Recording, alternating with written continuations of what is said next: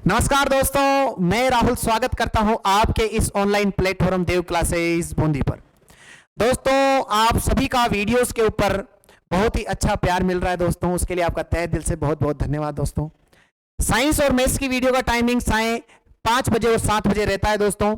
इसी टाइम आपको रोज जो वीडियो है वो रोज मिलती है। इसी प्रकार अलग अलग सब्जेक्ट का अलग अलग टाइमिंग है। आप ज्यादा से ज्यादा बच्चों को जोड़ते रहें दोस्तों, जिससे कि हम सभी मोटिवेट होते रहें और आपका ये जो परिवार है ये बढ़ता रहे दोस्तों। ये आपका और हमारा सभी का परिवार है और आप इसको आगे बढ़ाते रहें दोस्तों। और ये आपके सपोर्ट से ही संभव हो पाया है कि हमने बहुत कम समय के अंदर इतने सब्सक्राइबर गेन करे हैं। ये केवल आपके सपोर्ट के कारण हो पाया है दोस्तों। इसी प्रकार प्यार और सपोर्ट बनाए रखें दोस्तों, और कहीं से भी कुछ सीखने को मिले दोस्तों तो सीखते रहें। और आप केवल एक गुरु दक्षिणा के रूप में एक लाइक और एक अच्छा सा कमेंट दे दे दोस्तों, क्योंकि नौकरी लगना अलग है। सबसे पहले आप एक अच्छे इंसान बने दोस्तों, और अच्छे इंसान का यही पहचान होती है कि आपने अगर किसी से कुछ भी लिया है दोस्तों तो वो फ्री में नहीं लेना चाहिए। आप केवल गुरु दक्षिणा के रूप में एक लाइक और एक कमेंट जरूर करें दोस्तों। धन्यवाद दोस्तों। हम साइंस स्टार्ट करने वाले थे और साइंस के अंदर हमने डाइजेस्टिव सिस्टम पढ़ रहे थे। डाइजेस्टिव सिस्टम अर्थात हम पाचन तंत्र पढ़ रहे थे दोस्तों। हमने पाचन तंत्र स्टार्ट किया था और पाचन तंत्र के अंदर हमने शुरुआत करी। एक बार मैं पूरे पाचन तंत्र को रिपीट मारता हूं दोस्तों। पाचन तंत्र होता है भोजन के बड़े बड़े अणुओं को छोटे अणुओं में तोड़ने की प्रक्रिया को पाचन कहते हैं। पाचन की शुरुआत मुख गुहा से होकर के गुदा तक जाती है। बीच वाले भाग को आहार नाल कहते हैं। आहार नाल की लंबाई 33 फीट अर्थात 10 मीटर होती है। नेक्स्ट मैंने आपको बताया कि जो मुख गुहा होती है उसके अंदर जो होता है सबसे पहले दांत होता है। दांत मैंने बताया स्थायी दांत और अस्थायी दांत, दूध के दांत भी होते हैं। दांतों के ऊपर जो परत पाई जाती है उसे हम इनेमल की परत कहते हैं, और इनेमल कैल्शियम कार्बोनेट या कैल्शियम फॉस्फेट का बना होता है, जो हमारे शरीर का सबसे कठोरतम भाग होता है। दांतों के अंदर पाई जाने वाली प्रोटीन डेंटिन प्रोटीन होती है। कौन सी प्रोटीन होती है? डेंटिन प्रोटीन होती है। उसके बाद दोस्तों मैंने आपको बताया कि दांत संरचना के आधार पर 4 प्रकार के होते हैं। पहले होते हैं इंसाइजर, मैं लिख देता हूं दोस्तों। पहले होते हैं इंसाइजर, दूसरे होते हैं केनाइन, तीसरे होते हैं प्रीमोलर, और चौथे होते हैं दोस्तों मोलर। आज हम पाचन तंत्र को समाप्त कर रहे होंगे दोस्तों, और इसके क्वेश्चन और आंसर जो है, इसके क्वेश्चंस जो है आपको ऐप के अंदर मिल जाएंगे दोस्तों, और आप जो है सपोर्ट बनाए रखें। इसके अलावा मैं अभी बहुत जल्द आपके सामने लाइव भी आने वाला हूं, जिससे मैं आपके फिजिक्स के जो क्वेश्चन है, फिजिक्स के अंदर जो क्वेश्चंस हैं उनको लेकर के आपके बीच में उपस्थित होऊंगा। आप इंतजार करें दोस्तों। देखिए, इंसाइजर, केनाइन, प्रीमोलर, मोलर, मैंने आपको बहुत सारी बातें बताई दोस्तों। चूहे के अंदर जो बाहर दांत निकले होते हैं वो कौन से होते हैं? बच्चे के अंदर जो दांत होते हैं वो सबसे पहले कौन से आते हैं? बच्चे के अंदर कौन से दांत अनुपस्थित होते हैं? ये सभी प्रश्न हमने करे दोस्तों। अंतिम मोलर दांत को अक्कल दांत कहते हैं। ये सभी बातें हमने करी। इनके लिए हमने एक सूत्र भी देखा था, 21-23/21-23 इंटू 2। ये सूत्र भी हमने देखा था दोस्तों। ये दंत सूत्र होता है जो वयस्क लोगों में होता है। ये दंत सूत्र होता है वयस्क लोगों में। अगर मैं बात करता हूं कैसे होते हैं, 2 ऊपर 2 नीचे 4, 4 दूनी 8 हो गए। 1 ऊपर 1 नीचे 2, 2 दूनी 4 हो गए। 2 ऊपर 2 नीचे 4, 4 दूनी 8 हो गए। बताओ 3 ऊपर 3 नीचे 6, 6 दूनी कितने हो गए? 12 हो गए। इस प्रकार इनकी संख्या भी आपसे पूछी जा सकती है दोस्तों। तो ये होते हैं दांत। नेक्स्ट फिर हमने स्टार्ट किया था दोस्तों दांत के बाद हम आए थे जीभ के ऊपर। जीभ के अंदर ध्यान रखेंगे, जीभ के अंदर मैंने बताया था दोस्तों, जीभ का पिछला वाला भाग फ्रेनुलम। फ्रेनुलम किससे जुड़ा होता है? हायोड से जुड़ा होता है। तो जीभ का पीछे वाला भाग फ्रेनुलम हायोड के द्वारा जुड़ा हुआ होता है। जीभ के अंदर स्वाद ग्रंथियां पाई जाती है। आगे वाली जो स्वाद ग्रंथियां होती है दोस्तों वो हमेशा मीठे का ज्ञान करवाती है, और पीछे वाली जो स्वाद ग्रंथियां होती है वो हमेशा कड़वे का ज्ञान करवाती है, और साइड वाली जो स्वाद ग्रंथियां होती है वो खट्टे का ज्ञान करवाती है। बीच में कोई स्वाद ग्रंथियां नहीं पाई जाती है। बोलो भाई, सभी को समझ में आ रहा है कि नहीं आ रहा? नेक्स्ट हमने दोस्तों स्टार्ट किया था लार के बारे में। एक बार मैं फास्ट रिपीट इसलिए कर रहा हूं ताकि आपको जो है चीजें साथ के साथ याद हो जाए दोस्तों। मेरा उद्देश्य मात्र वीडियो बनाना और आपका सिलेबस करवाना नहीं है। अपितु मेरा यह भी उद्देश्य है कि मैं आपको साथ के साथ याद करवाऊं, जो साइंस और मैथ्स के प्रति आपका जो डर है उसको मैं समाप्त करूं दोस्तों। यही मेरा मात्र उद्देश्य है दोस्तों। दोस्तों टीचर वो नहीं है, एक बात ध्यान रखें दोस्तों, टीचर वो नहीं है जो आपको ज्यादा पढ़ा रहा है। टीचर वो नहीं है जो आपको ज्यादा पढ़ा रहा है। टीचर वो है दोस्तों जो उस सब्जेक्ट के प्रति आपके मन में रुचि पैदा कर रहा है, वही एक टीचर है। क्योंकि जिस दिन आपके मन में उस सब्जेक्ट के प्रति रुचि पैदा हो जाएगी दोस्तों, आप खुद ही उस सब्जेक्ट को पढ़ने के काबिल बन जाओगे। आप खुद ही मोटी मोटी किताबें खुद ही पढ़ दोगे दोस्तों, क्योंकि रुचि बहुत जरूरी है दोस्तों। इसीलिए मैं आपके मन में, आपके दिमाग में एक साइंस के प्रति जो रुचि है वो पैदा कर दूंगा दोस्तों। और कोई भी प्रश्न आपका, अगर आपने मेरी क्लासेस रेगुलर अटेंड करी है तो कोई प्रश्न आपका बाहर नहीं जाएगा। केवल आप अपने नोट्स को अच्छे से पढ़ते रहें और अपने माता पिता और गुरुजनों का सम्मान करते रहें दोस्तों। फिर मैंने आपको बताया कि मुंह के अंदर एक होती है लार दोस्तों। क्या होती है? लार। लार के अंदर दोस्तों दो प्रकार के एंजाइम पाए जाते हैं। पहला एंजाइम होता है एमाइलेज। पहला एंजाइम होता है एमाइलेज, इसी को बोलते हैं दोस्तों टाइलिन। और दूसरा एंजाइम होता है दोस्तों यहां पर लाइसोजाइम।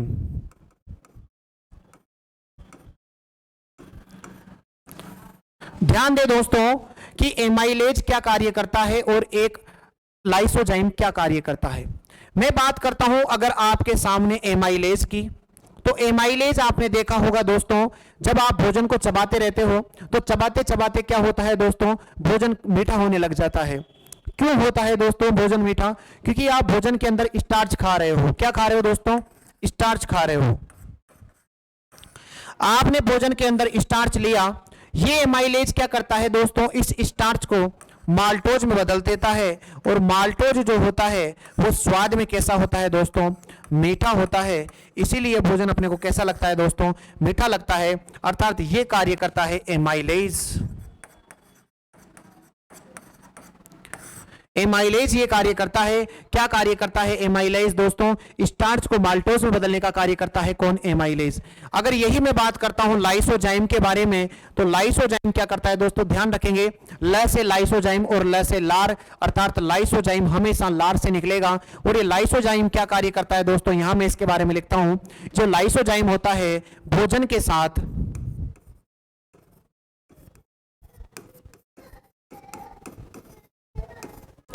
आए हुए कीटाणुओं को नष्ट करता है दोस्तों। बैक्टीरिया को जो होता है, कीटाणु को क्या करता है दोस्तों? नष्ट करता है लाइसोजाइम। ध्यान दे दोस्तों, तभी हमने घर वाले अपने को बोलते हैं कि जब सुबह उठो तो अगर आपके दांत खाद खुजली हो जाती है तो आप क्या करो, सुबह सुबह बासी थूक लगाओ। बासी थूक इसलिए लगाया जाता है दोस्तों आपके, क्योंकि पूरी रात आपके मुंह में लार भरी हुई है और लार के अंदर कौन सा एंजाइम होता है? लाइसोजाइम एंजाइम होता है। जब आप सुबह उसको अपनी त्वचा पे लगाओगे तो वो वहां के सभी कीटाणुओं को नष्ट कर देगा और आपका जो दांत है वो समाप्त हो जाएगा। ध्यान दे दोस्तों, जो लाइसोजाइम जो होता है एंजाइम, वो गौमूत्र में सर्वाधिक मात्रा में होता है। इसीलिए कहा जाता है दोस्तों कि घर के अंदर गौमूत्र का छिड़काव करना चाहिए, क्योंकि गौमूत्र के अंदर लाइसोजाइम की मात्रा सर्वाधिक होती है। इसीलिए उसको मकानों के अंदर छिड़का जाता है ताकि कहीं पर भी बैक्टीरिया, रोगाणु, कीटाणु हो तो वो समाप्त हो जाए। तो लार के अंदर आपको दो एंजाइम ध्यान रखने दोस्तों, एक है एमाइलेज या टाइलिन। एमाइलेज या टाइलिन जो स्टार्च को माल्टोज में बदलता है, और दूसरा आपको ध्यान रखना है लाइसोजाइम। पहला एंजाइम ये होता है और दूसरा एंजाइम दोस्तों ये होता है, स्टार्च को माल्टोज में और भोजन के साथ आए हुए कीटाणुओं को नष्ट करता है दोस्तों। फिर भोजन जाता है ग्रसनी में। फिर भोजन जाएगा ग्रसनी में, आपको मैंने पढ़ाया है। भोजन जाएगा फिर ग्रसनी में। ग्रसनी में किसी भी प्रकार का पाचन नहीं होता है दोस्तों, और ग्रसनी में एक ढक्कन पाया जाता है जिसे हम बोलते हैं घाटी ढक्कन। कौन सा ढक्कन बोलते हैं? घाटी ढक्कन। ये घाटी ढक्कन, इसको इंग्लिश में भी ध्यान रखेंगे आप, एपीग्लोटिस। ध्यान रखेंगे दोस्तों, एपीग्लोटिस। एपीग्लोटिस पाया जाता है। जो ये क्या करता है, यहां पर जब ग्रसनी होती है तो ग्रसनी क्या करती है? श्वास नली और भोजन नली। यहां पर क्या होता है, जैसे ग्रसनी आई तो ग्रसनी में क्या पाया जाता है? एक ढक्कन पाया जाता है जिसे बोलते हैं घाटी ढक्कन। ये क्या करता है? भोजन नली और श्वास नली को अलग अलग करता है। इधर होती है श्वास नली और इधर होती है भोजन नली।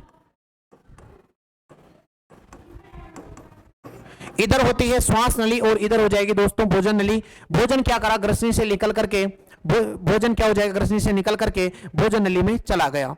अब क्या हुआ दोस्तों, ग्रसनी के बाद एक आती है ग्रसिका। क्या आती है दोस्तों, ग्रसिका। आगे मैं बात करता हूं, ग्रसनी के बाद आती है ग्रसिका, और ग्रसिका में भी कोई पाचन नहीं होता है। यह भोजन को क्या करता है, क्रमांकुंचन गतियों द्वारा, अर्थात भोजन को प्रेशराइज करके सीधा आमाशय में एंटर करवा देता है। तो एक बार शुरू से देखेंगे आप सभी चीजों को, एक बार फास्ट रिपीट करवाता हूं दोस्तों आपको। भोजन सबसे पहले मुख में था, और मुख में हमने 2 पार्ट 3 पार्ट पढ़े, दांत, फिर मैंने पढ़ाया आपको इसके अंदर जीभ, और फिर मैंने इसके अंदर पढ़ाया दोस्तों आपको लार। फिर मुख के बाद भोजन गया सीधा सीधा सीधा ग्रसनी में, और ग्रसनी के अंदर इसमें मिला एपिग्लोटिस नामक ढक्कन, जो भोजन नली तथा श्वास नली को पृथक पृथक करता है। फिर ग्रसनी के बाद जो भोजन गया वो गया ग्रसिका में, और ग्रसिका में भोजन को प्रेशराइज्ड करके ग्रसिका ने उसको कहां पर भेज दिया, आमाशय में भेज दिया। तो अब हम पढ़ने वाले हैं आमाशय। अब भोजन आमाशय में पहुंच चुका है दोस्तों, आमाशय के अंदर भोजन पहुंच चुका है। जैसे ही दोस्तों यहां से भोजन जो है स्टमक में या आमाशय के अंदर पहुंचा, तो आमाशय के अंदर एक रस निकलता है जिसका नाम होता है दोस्तों जठर रस। आमाशय के अंदर एक रस निकलता है, जठर रस निकलता है, और इस जठर रस के अंदर जो निकलता है वो निकलता है दोस्तों HCl अम्ल। इस जठर रस के अंदर एक अम्ल निकलता है, उस अम्ल का नाम होता है HCl अम्ल। और दोस्तों ये HCl अम्ल क्या कार्य करता है, ध्यान दे मेरी बातों को। सबसे पहले आपको सभी बातें एयरफोन लगा करके सुन लेनी है, फिर वीडियो को दोबारा देखना है और नोट्स बनाने हैं, आपका कोई प्रश्न गलत नहीं होगा दोस्तों। ये HCl अम्ल क्या करता है, देखिए लाइसोजाइम कुछ कीटाणुओं को मार देता है, और कुछ कीटाणुओं को मारने का कार्य कौन करता है, HCl अम्ल करता है। यह भोजन के साथ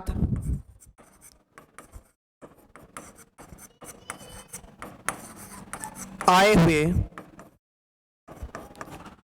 कीटाणुओं को क्या करता है, नष्ट करता है, और भोजन को दोस्तों अम्लीय बनाने का कार्य भी ये करता है।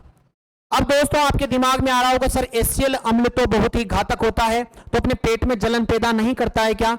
नहीं करता है दोस्तों, क्योंकि यहां पर चारों तरफ, अगर मैं बात करूं इसके चारों तरफ, यहां पर चारों तरफ अपना जो स्टमक है, इसके चारों ओर जो होती है सलेस्मा होती है दोस्तों। एक सलेस्मा की एक परत होती है। सलेस्मा कुछ नहीं होता है, एक पीले रंग का एक गाढ़ा पदार्थ होता है। देखा होगा आपने, जो बूढ़े व्यक्ति होते हैं वो बार बार उस सलेस्मा होती है उसको निकालते रहते हैं, ठीक है दोस्तों, जिसको बोलते हैं कफ वगैरह बोला जाता है जिसको। तो ये यहाँ बूढ़े व्यक्तियों में सलेस्मा ज्यादा बनती है। अब क्या हुआ दोस्तों, ये चारों तरफ रहती है, यहां पर HCl अम्ल बन रहा है। ये HCl अम्ल से हमारे पेट की दीवारों की रक्षा करती है कौन, सलेस्मा। कौन करती है दोस्तों, सलेस्मा। सलेस्मा क्या होती है, एक पीले रंग का गाढ़ा पदार्थ होता है, पीले रंग का एक गाढ़ा पदार्थ होता है जिसको कफ भी बोल सकते हैं हम दोस्तों। ये जठर रस इसको कर देती है। आगे देखिए दोस्तों, अगर मैं बात करता हूं यहां पर, कभी कभी आप क्या करते हो, कभी कभी क्या होता है दोस्तों, फिर आपके पेट में जलन क्यों होती है सर? हमारे पेट में सर इसलिए जलन होती है क्योंकि आपने क्या कर लिया दोस्तों, ज्यादा तेलीय पदार्थ खा लिए। ध्यान दें, आपने ज्यादा तेलीय पदार्थ खा लिए। जब आपने ज्यादा तेलीय पदार्थ खा लिए तो HCl अम्ल क्या बनने लग गया, ज्यादा बनने लग गया। HCl अम्ल ज्यादा बनने लग गया। जब HCl अम्ल ज्यादा बनने लग गया तो सलेस्मा की अब क्या औकात साहब, HCl अम्ल ज्यादा बन रहा है, तो HCl अम्ल क्या करती है, आमाशय की दीवारों की रक्षा नहीं कर पाती है। इसी वजह से HCl अम्ल जैसे ही आमाशय की दीवारों से टकराता है, अपने पेट के अंदर जलन पैदा होने लग जाती है, जिसके फलस्वरूप आप घर में क्या खाते हो दोस्तों, बेकिंग सोडा खाते हो, जिसका फॉर्मूला होता है NaHCO3 सोडियम बाइकार्बोनेट। आप घर पे बैठ करके खाते हो इनो, आप इनो खाते हो, और इनो वगैरह के अंदर होता है दोस्तों MgOH2, जिसको बोलते हैं मिल्क ऑफ मैग्नीशिया, या फिर इसको बोला जाता है मैग्नीशियम हाइड्रोक्साइड। इसको बोलते हैं दोस्तों, इसको बोला जाता है मैग्नीशियम हाइड्रोक्साइड।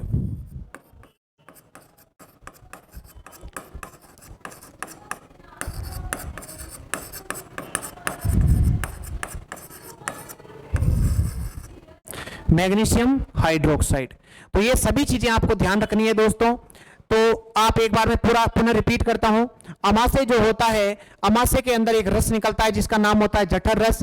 जठर रस के अंदर HCl अम्ल बनता है और HCl अम्ल से रक्षा श्लेष्मा करती है। जब ज्यादा HCl अम्ल निकल जाता है, जब ज्यादा HCl अम्ल बनता है तो उसके कारण क्या होता है, अपने पेट में जलन पैदा होती है, जिसके फलस्वरूप आपको बेकिंग सोडा खाते हो और फिर आप क्या खाते हो, मिल्क ऑफ मैग्नीशिया खाते हो। ये एक प्रकार का दुर्बल क्षार होता है दोस्तों, एक प्रकार का दुर्बल क्षार होता है। जब ये अम्ल से क्रिया करता है तो अम्ल और क्षार आपस में क्रिया करके वाटर बनाते हैं, लवण और जल बनाते हैं और अपने पेट में एसिडिटी समाप्त हो जाती है दोस्तों। तो इस प्रकार आपको अमाशय के बारे में बहुत सारी बातें पता लगी होगी दोस्तों। एक बार इसका पुनः स्क्रीनशॉट ले लें दोस्तों, ताकि आपको जो चीजें हैं वो अच्छे से समझ में आ जाए दोस्तों। ध्यान दें मेरी बात का। अमाशय के अंदर अगर मैं बात करता हूं अमाशय के बारे में, अमाशय के बारे में बात करता हूं तो अमाशय जो होता है, इस अमाशय के अंदर दोस्तों ध्यान रखना है आपको, इसमें 3 प्रकार के एंजाइम निकलते हैं। ध्यान दें मेरी बात को, इसमें 3 प्रकार के एंजाइम निकलते हैं, इसमें 3 प्रकार के एंजाइम निकलते हैं। आपको एक ट्रिक ध्यान रखनी है, राहुल लाजवाब पढ़ाते हैं। ध्यान रखना है, एक ट्रिक लिखनी है यहां पर,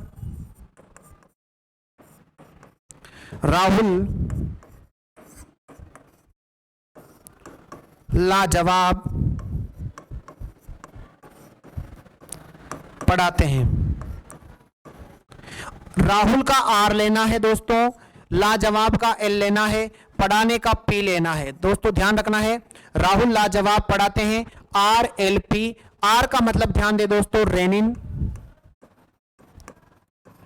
L का मतलब हो जाएगा दोस्तों लाइपेज, और अगर मैं बात करता हूं P तो P का मतलब होता है पेप्सिन, P का मतलब होता है पेप्सिन। दोस्तों ये रेनिन क्या कार्य करता है, रेनिन क्या करता है, अपने जब बच्चे होते हैं, जब अपन क्या करते हैं, बच्चे होते हैं तो मां के दूध का जो पाचन करता है वह करता है रेनिन। ये अभी नहीं पाया जाता है क्योंकि यह मां के दूध का ही पाचन करता है। आपसे प्रश्न पूछा जा सकता है कि एक वयस्क मनुष्य में निम्न में से कौन सा एंजाइम नहीं पाया जाता है, तो रेनिन नहीं पाया जाता। रेनिन केवल बच्चों में पाया जाता है दोस्तों, क्योंकि ये मां के दूध का पाचन करता है दोस्तों, इसीलिए रेनिन वयस्क मनुष्य में नहीं पाया जाता है। समझ में आ गया होगा दोस्तों आपको। नेक्स्ट अगर मैं बात करता हूं लाइपेज के बारे में, तो दोस्तों लाइपेज क्या करता है, लाइपेज का मतलब आपको समझ में आ रहा होगा लिपिड, ल से लाइपेज, ल से लिपिड, ल से लाइपेज और ल से होता है दोस्तों लिपिड, और लिपिड का मतलब होता है वसा, लिपिड का मतलब होता है दोस्तों वसा। अर्थात लाइपेज क्या करता है, छोटे अणुभार वाले वसा के अणुओं को तोड़ने का कार्य करता है, कुल मिलाकर के वसा का पाचन करता है। लेकिन सारी वसा का पाचन यहां नहीं होता है, कुछ वसा का पाचन छोटी आंत में भी होता है, तो यहां पर थोड़ी सी वसा का पाचन हो जाता है। और फिर आता है पेप्सिन। ध्यान दे मेरी बात का, प से पेप्सिन और प से प्रोटीन, प से पेप्सिन और प से प्रोटीन, अर्थात जो पेप्सिन होता है ये प्रोटीन का पाचन करता है। ध्यान दे किसका पाचन करता है, ये प्रोटीन का पाचन करता है। तो प से पेप्सिन हो जाएगा और प से प्रोटीन हो जाएगा, अर्थात पेप्सिन किसका कार्य करता है दोस्तों, प्रोटीन पाचन का कार्य करता है। रेनिन बच्चों में मिलेगा, मां के दूध का पाचन करेगा, लाइपेज वसा का पाचन करेगा, और पेप्सिन किसका पाचन करता है दोस्तों, प्रोटीन का पाचन करता है। एक नोट बनवा करके एक लाइन लिखवा देता हूं दोस्तों, मैं आपको एक नोट बनवा करके एक लाइन लिखवा देता हूं कि सर्वाधिक प्रोटीन का पाचन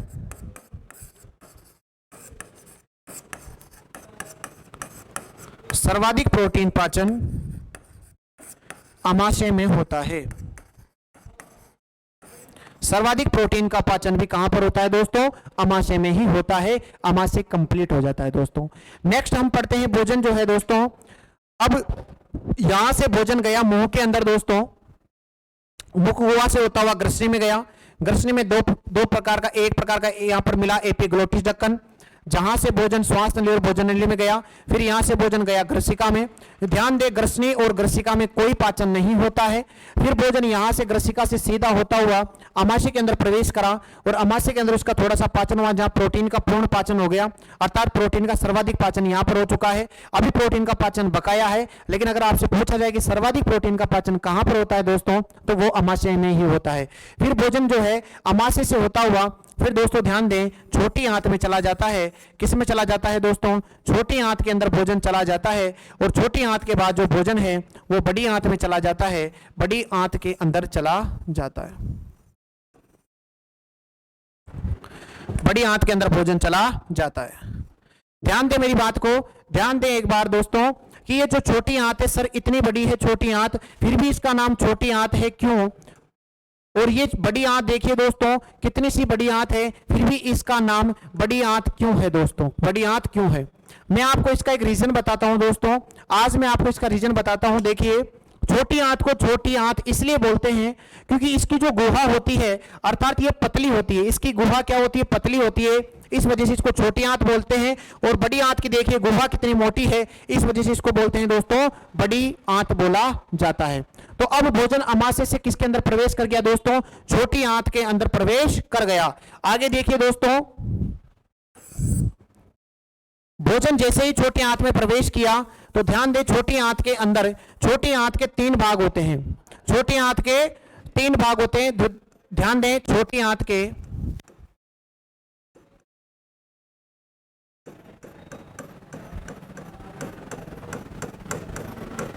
3 भाग होते हैं। सबसे पहले ध्यान रखना है दोस्तों डेडुनम, दूसरा होता है जेजुनम, और तीसरा होता है दोस्तों एलियम। ये 3 पार्ट दोस्तों छोटी आंत के होते हैं, डेडुनम, जेजुनम और फिर एलियम। ये 3 प्रकार के पार्ट होते हैं छोटी आंत के। अब दोस्तों भोजन इनके अंदर प्रवेश कर चुका है। आप ध्यान दें, भोजन जो जब छोटी आंत में प्रवेश कर रहा है तो छोटी आंत में प्रवेश करने से पहले एक बात और समझना है ध्यान से। यहां से मुख गुहा से होता हुआ, ग्रसनी से होता हुआ, फिर यहां पर एपिग्लोटिस नामक ढक्कन मिला, फिर ग्रसिका से होता हुआ यहां से अमाशय के अंदर प्रवेश किया। अब क्या हुआ दोस्तों, यहां पर एक आकृति होती है जिसे बोलते हैं पैनक्रियाज, इसको बोला जाता है अग्नाशय। क्या बोलते हैं दोस्तों इसको? अग्नाशय। पूरी वीडियो देखना दोस्तों, आपको सब कुछ चीजें समझ में आ जाएगी। और यहां से पैनक्रियाज है, और यहां पर दोस्तों एक होता है लीवर, और यहां पर होता है दोस्तों पित्ताशय। ध्यान दे मेरी बात का, यहां पर होता है एक पित्ताशय,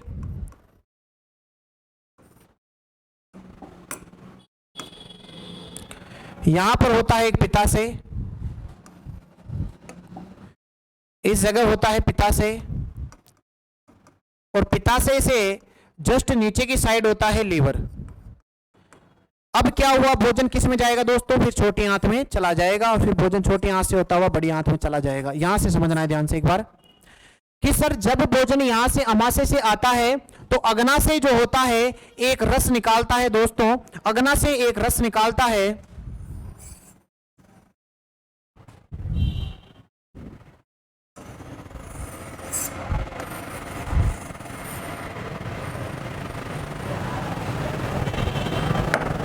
अग्नाशय एक रस निकालता है दोस्तों। उस अग्नाशय एक रस निकालता है, उसका नाम है अग्नाशयी रस। ध्यान दे मेरी बात का, अग्नाशय एक रस निकालता है, उस रस का नाम है अग्नाशयी रस। ध्यान दें, जो भी पचा हुआ बचा हुआ है, मतलब जिसका पाचन नहीं हुआ है, सारा पाचन कर देता है अग्नाशयी रस। इसीलिए अग्नाशयी रस को पूर्ण पाचक रस कहा जाता है। पूर्ण पाचक रस अर्थात यहां पर सभी प्रकार के एंजाइम मिलते हैं, जिसमें माल्टेज होता है, लाइपेज भी होता है, यहां पर सुक्रेज भी होता है, अर्थात सभी प्रकार के एंजाइम्स यहां मिलते हैं। यहां पर संपूर्ण पाचन कर देता है कौन? अग्नाशयी रस का कर देता है, इसीलिए इसे हम पूर्ण पाचक रस भी बोला जाता है। दोस्तों यहां पर एक होता है पित्ताशय, इस पित्ताशय से एक रस निकलता है जिसका नाम होता है पित्त रस। पित्त रस उसका नाम होता है। लेकिन मैंने आपसे प्रश्न पूछा कि पित्त रस का निर्माण कौन करता है?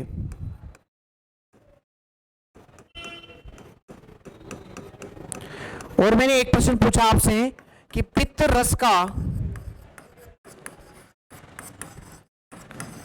भंडारण कौन करता है?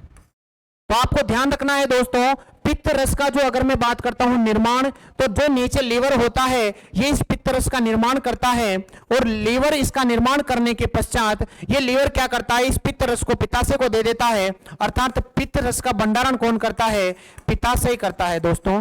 कौन करता है? पित्ताशय करता है।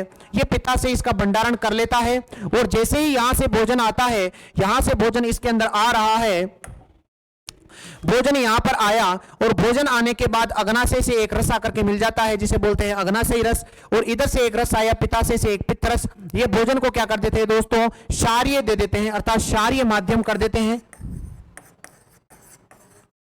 क्योंकि यहां पर एसीएल अम्ल से भोजन अम्लीय हो गया, यहां से भोजन वापस से क्षारीय हो जाता है और फिर भोजन पहुंच जाता है दोस्तों छोटी आंत के अंदर। फिर भोजन पहुंच जाता है छोटी आंत के अंदर। फिर मैंने आपको बताया कि छोटी आंत जो होते हैं इसके 3 पार्ट होते हैं, डेडुनम, जेजुनम और फिर होता है दोस्तों इलियम। ध्यान दें दोस्तों, भोजन का सर्वाधिक पाचन, भोजन का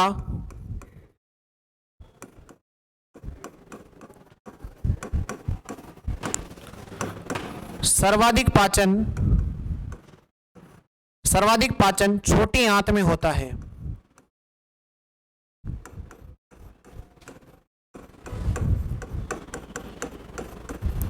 तथा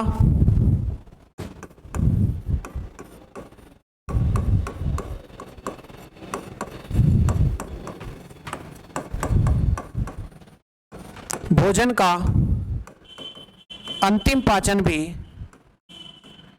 छोटी आंत में होता है,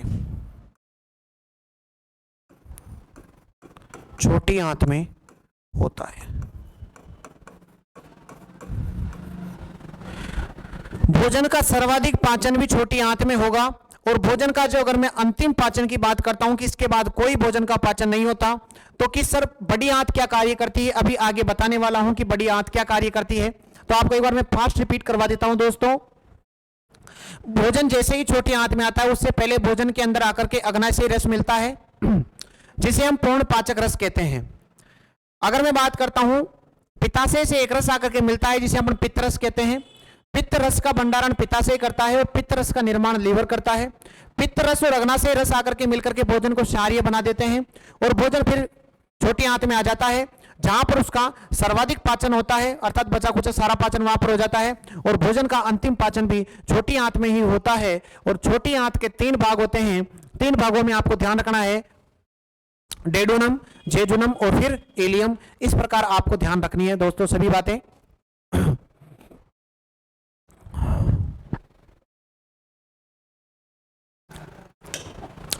अब दोस्तों भोजन करता है बड़ी आंत में प्रवेश, भोजन करता है बड़ी आंत में प्रवेश। जैसे ही भोजन बड़ी आंत में प्रवेश करेगा दोस्तों, बड़ी आंत के अंदर भोजन का कोई पाचन नहीं होता है। यह सबसे पहली बात है कि भोजन का कोई पाचन नहीं होता है दोस्तों।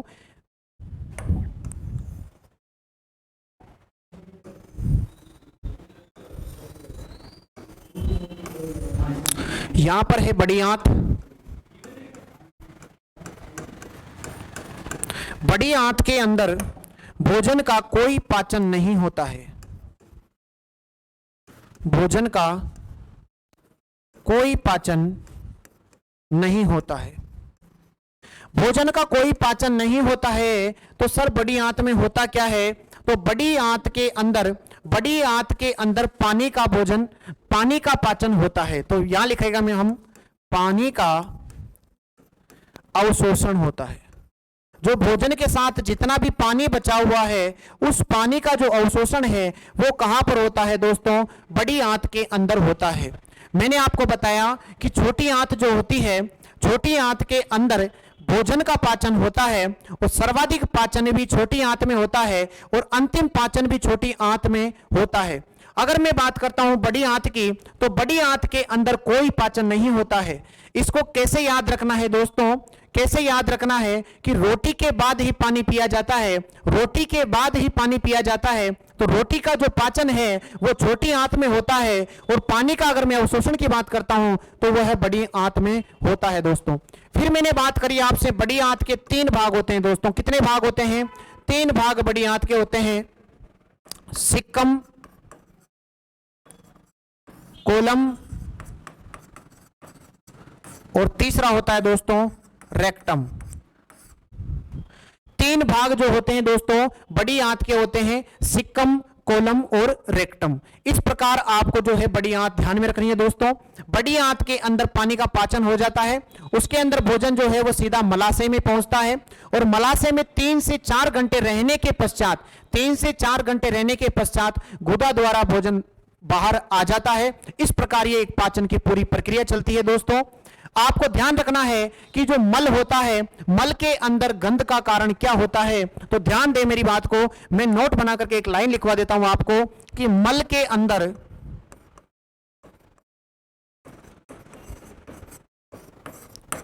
गंध का कारण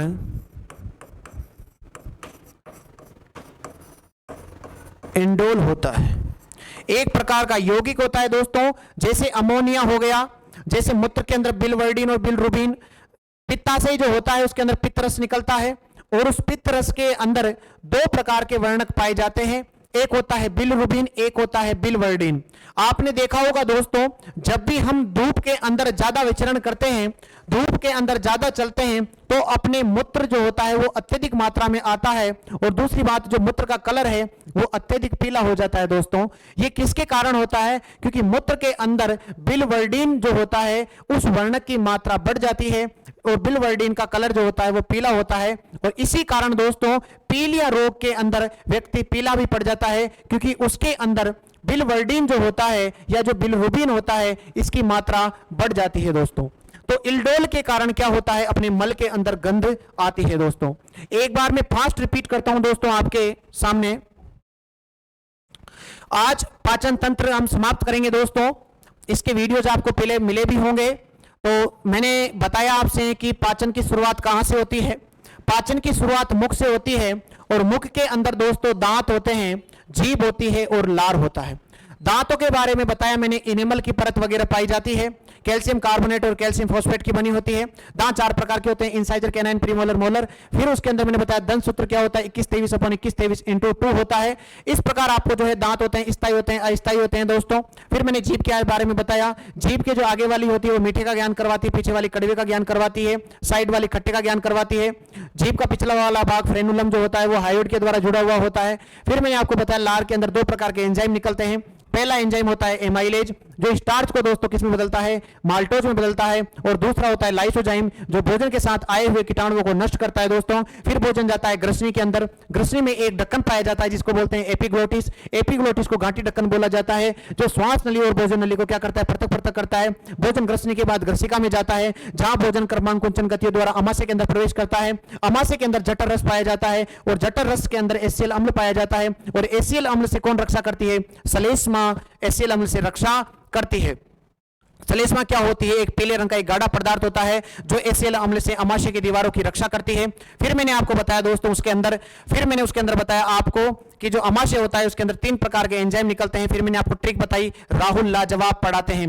राहुल लाजवाब पढ़ाते हैं तो सबसे पहले बताएंगे आर का मतलब रेनिन, जो मां के दूध का पाचन करता है।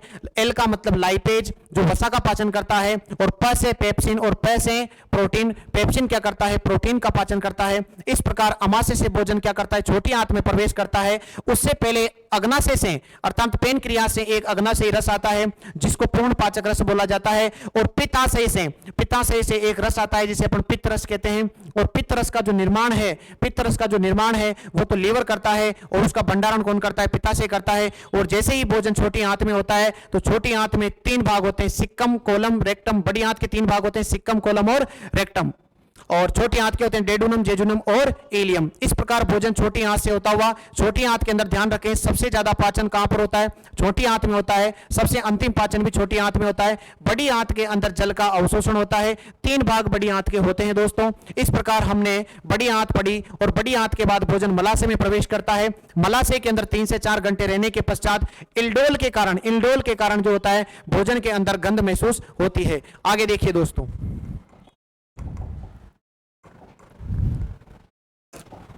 इस प्रकार छोटी आंत भी हो गई, बड़ी आंत भी हो चुकी है दोस्तों। बड़ी आंत के अंदर भोजन का पाचन नहीं होता है। मैं आपको लीवर के बारे में 2-4 बातें बता देता हूं दोस्तों। लीवर के बारे में भी कुछ बातें बता देता हूं जो एग्जाम में सीधी पूछी जाती है। आपको कुछ याद नहीं रखना है दोस्तों। लीवर के अंदर बोलते हैं लीवर जो होता है दोस्तों, कभी कोई व्यक्ति जो होता है, आपने देखा होगा कि कोई व्यक्ति 60-70 साल की उम्र तक भी अगर शराब का सेवन करता है तब जाकर उसका क्या होता है? लीवर खराब होता है। और अगर वो उसको 10 साल के लिए भी छोड़ देता है तो उसका वापस से लीवर क्या हो जाता है? रीजनरेट हो जाता है, अर्थात पुनरुद्भवन की क्षमता। जैसे मस्तिष्क होता है, अगर एक बार आदमी बावड़ा हो गया अर्थात पागल हो गया ना, तो वापस से ठीक करना संभव नहीं है। लेकिन लीवर जो होता है उसकी पुनरुद्भवन की क्षमता अर्थात रीजनरेटिंग जो पावर है वो सबसे क्या होती है, ज्यादा होती है। तो लीवर के अंदर पहली लाइन होती है कि इसकी जो पुनरुद्भवन की जो क्षमता होती है, इसकी पुनरुद्भवन की क्षमता वो क्या होती है दोस्तों, सर्वाधिक होती है। दोस्तों जब कोई व्यक्ति क्या करता है, जहर वहर पी लेता है, तो उस जहर को जो है पीते ही तो मरता नहीं है, अर्थात उस जहर को जो निरावेशीकरण का कार्य करता है, अर्थात जो विष का जो निरावेश करता है, उस जो विष है उसको जो निकालने का कार्य करता है वो भी कौन करता है, लीवर करता है। अर्थात ये निरावेशीकरण का कार्य करता है, अर्थात विष को बाहर निकालने का कार्य करता है, तो इसको निरावेशीकरण का कार्य भी ये करता है दोस्तों। और ध्यान दे दोस्तों, आपसे पूछा जा सकता है कि पीलिया और हिपेटाइटिस रोग में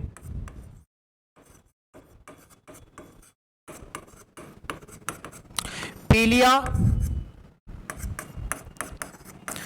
पीलिया और हिपेटाइटिस रोग में प्रभावित अंग कौन सा होता है। तो ध्यान दे दोस्तों, इसका प्रभावित अंग कौन सा होता है, ये प्रभावित अंग भी कौन सा हो जाएगा, लीवर हो जाएगा दोस्तों, लीवर हो जाएगा।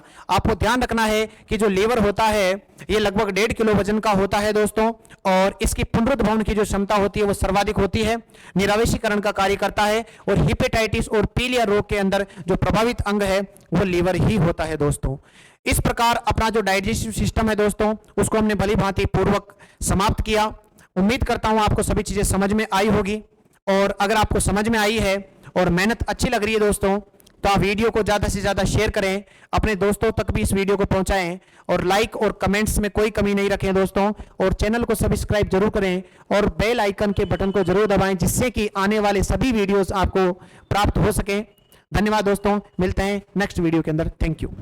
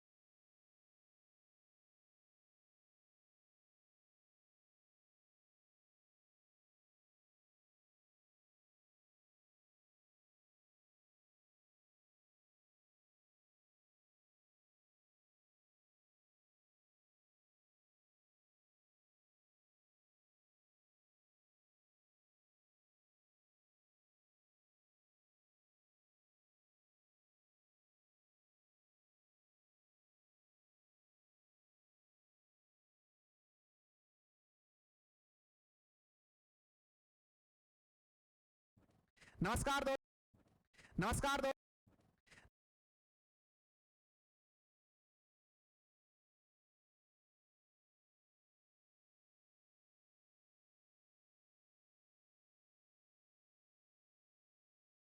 कुंदेन्दु तुषार